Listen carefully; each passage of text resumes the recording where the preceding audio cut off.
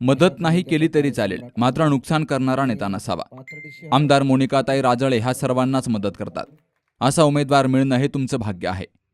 व्यापारी हा देशाचा आर्थिक कणा असून व्यापारी वर्गाचं सर्वांगीण रक्षण करण्यासाठी त्यांना तिसऱ्यांदा आमदार करा, असं आवाहन गुजरातचे आमदार महेश कासवाल यांनी केलंय. पाथर्डी शहरातील आमदार मोनिका राजळे यांच्या संपर्क कार्यालयात शहरातील व्यापाऱ्यांची संवाद बैठक आयोजित केली गेली. यावेळी कासवाल बोलत होते. देखिए, आपके पास जो कैंडिडेट है, मैं दो दिन से लगातार यहां हूं. कुछ मेरा स्टडी है, लेकिन आपके जो कैंडिडेट है वो आपके कैंडिडेट है, भारतीय जनता पार्टी की वो एसेट है. समझ में आया तो ताली बजाइए. ये मैं पार्टी की ओर से बोल रहा हूं, हमारी एसेट है. ऐसे कैंडिडेट मिलना अपने विस्तार का सद्भाग्य होता है. राजनीति में ऐसा बोला जाता है कि ये नेता है, वो मदद नहीं करेगा तो चलेगा, लेकिन बाधा रूप नहीं बनना चाहिए. ये मदद भी करती है और बाधा रूप कभी नहीं बनती. बैठी है तो बेटी है, खड़ी होती है तो बहन है, और काम करती है तो माता है. ऐसी कैंडिडेट आपको भारतीय जनता पार्टी ने दिया. ये छोटी बात नहीं है, और इसलिए मैं मानता हूं कि अपने व्यापार के, ये गोल्डन पीरियड बोला जाता है, शाम का 6 से 9, ये व्यापारी लोग के लिए गोल्डन पीरियड कहा जाता है. और इसी गोल्डन पीरियड में इसलिए आप सब यहां है कि आपको मोनिका ताई पर इतना आदर है, वो प्रदर्शित करने के लिए, समर्थन देने के लिए आप यहां हैं. मुझे बहुत अच्छा लगा. मैं जा रहा था, मैं रुक गया, क्योंकि मेरा काम यहां पे भाषण करना मेरा काम नहीं है. गुजरात में मेरा काम यही है, सिर्फ भाषण करना ही मेरा काम है. यहां मेरा काम भाषण करना नहीं है. फिर भी मैं रुक गया, मुझे अच्छा लगा. लेकिन जब सुरक्षा की बात आती है तो इस देश में 3 प्रकार की सुरक्षा चाहिए. अगर देश को सही रास्ते से पे ले जाना है, राज्य को प्रगति के पथ पे ले जाना है, तो 3 टाइप की सुरक्षा चाहिए. उसमें पहली सुरक्षा आती है आर्थिक सुरक्षा, जो आपसे जुड़ी हुई सुरक्षा है. आर्थिक सुरक्षा बहुत जरूरी है इस देश की, और दुनिया की भी आर्थिक सुरक्षा जरूरी है. 1.5 साल पहले जिस देश में आर्थिक सुरक्षा नहीं थी, उसका हाल आपने देखा होगा, और कहीं दूर जाने की जरूरत नहीं है. श्रीलंका को आप देख लीजिए. देखा था ना श्रीलंका, टीवी पे आपने देखा होगा. जिस देश में आर्थिक सुरक्षा नहीं है, उस देश की हालत श्रीलंका से बदतर होती है. 1000 रुपये में सैंडविच नहीं मिल रही थी वहां पे. प्रेसिडेंट कहां गया पूछता नहीं किसी को.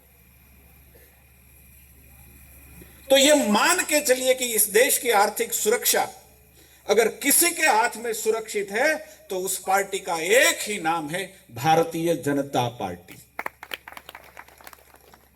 यह प्रश्न मैं आपको कह सकता हूं, पूछ सकता हूं कि क्या इस देश की आर्थिक सुरक्षा राहुल गांधी के हाथ में सुरक्षित है या नरेंद्र मोदी के हाथ में? सही है ना?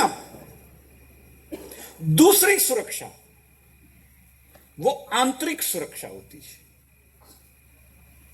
जिस देश की आंतरिक सुरक्षा सही नहीं है, जिस देश में व्यापारी लूटा जा रहा है, जिस देश में हफ्ताखोरी, जिस देश में फिरौती है, उस देश का हाल आपने 5 साल पहले देखा होगा. यमन,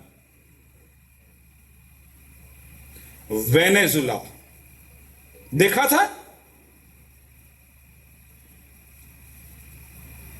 क्या हालत होती है जिस देश की आंतरिक सुरक्षा नहीं है, जिस देश का नागरिक अपने देश में सुरक्षित नहीं है, वो देश कभी बचता नहीं। और इसलिए मेरा दूसरा सवाल आपसे है कि क्या इस देश की आंतरिक सुरक्षा राहुल गांधी के हाथ में सुरक्षित है, कांग्रेस के हाथ में सुरक्षित है? शहरातील आणि अडचणी असतील किंवा शहराचा विकास असेल, ज्याचा उल्लेख केला की आपल्याला व्यापार वृद्धीसाठी आणि शहराच्या भौतिक सुविधा नागरिकांना देण्यासाठी जे काही योगदान लोकप्रतिनिधी म्हणून किंवा नगरपालिका म्हणून करता आले ते करण्याचा प्रयत्न केला. पूर्वी अभय काकांनी नगराध्यक्ष म्हणून काम केलं, नंदू शेटनी केलेलं आहे, त्यांचा खूप वर्षाचा प्रदीर्घ असा अनुभव आहे. नंतर डॉक्टर कर्जे होतील, बंडू शेट होतील, यांनी काम केलेलं आहे शहराचं. आणि म्हणून हळूहळू शहराचं विस्तारीकरण होत असताना ग्रामीण भागातील अनेक ग्रामस्थ उपनगरामध्ये स्थिर स्थावर झाले. कोणी नोकरी व्यवसायाच्या निमित्तानं आलेलं आहे, कोणी व्यापाराच्या दृष्टीने आलेले आहे.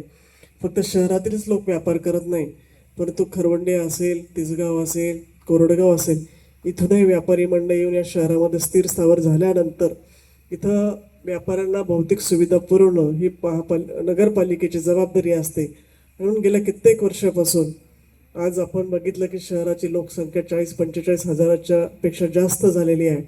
शहराचा जो अंतर्गत आपला कसबा पेठ असेल की आपली व्यापारी पेठ असेल, अजंठा चौक असेल, कोरडगाव चौक असेल, माणिकडोह, आता हळूहळू आपलं शहर तिसगावकडं, थोडं शेवगावच्या रस्त्याला आणि इकडं खरवंडी रस्त्याला म्हणजे आपलं विस्तारीकरण होतं आहे किंवा आपले व्यापारी बंधू तिकडं शिफ्ट होत आहे.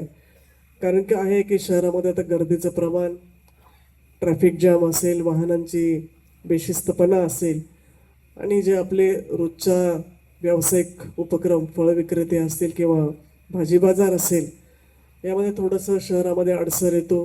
गाड्या फारशा लवकर जात नाही किंवा व्यापाऱ्यांना संरक्षण असेल, जे व्यापार या ठिकाणी करतात, शेतकरी येतात, त्यांनाही काहीतरी मूलभूत सुविधा किंवा संरक्षण आणि सुविधा देण्याच्या दृष्टीने जे काही करता आलं पाहिजे त्यात निश्चित पालिकेने किंवा आम्ही प्रयत्न केलेला आहे. परंतु निश्चित एक समाधान शेवटी आपलं होत नाही. काही पाथर्डी शहरातील आमदार मोनिका राजळे यांच्या संपर्क कार्यालयात शहरातील व्यापाऱ्यांची संवाद बैठक आयोजित करण्यात आली. याप्रसंगी अभय आव्हाड, डॉक्टर मृत्युंजय गर्जे, सतीश गुगळे, रतिलाल पटवा, दिलीप गांधी, दिलीप गटागट, सोनू गुगळे, अविनाश फासे, सचिन चोरडिया, उमेश रासने, राजेंद्र कोटकर, रामेश्वर लोहिया यांसह व्यापारी वर्ग मोठ्या संख्येनं हजर होता. अमोल कांकरियासह मुकुंद लोहिया, सी न्यूज मराठी, पाथर्डी.